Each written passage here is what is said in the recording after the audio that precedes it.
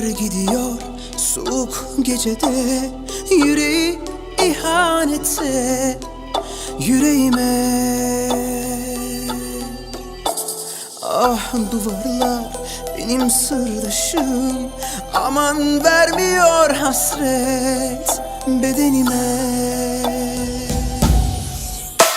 Dur dinle, kara gözlüm gitme, yapma bana küsme.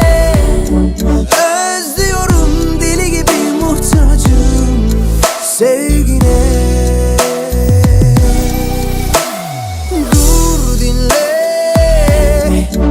kara gözlüm gitme, yapma bana küsme. Özlüyorum deli gibi, muhtacım sevgine.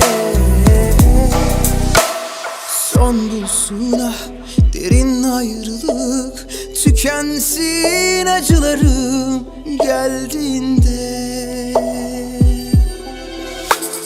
Ah sokaklar benim yoldaşım, kahrolsun o mutsuzluk, dön gönlüme. Dur dinle, kara gözlüm gitme, yapma bana küsme.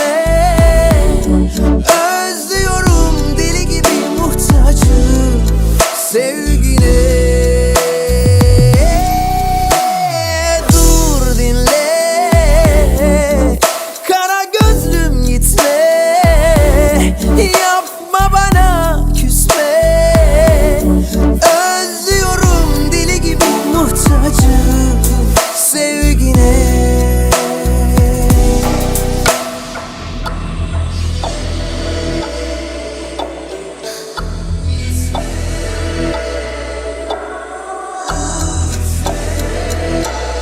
Özlüyorum deli gibi, muhtacım sevgine.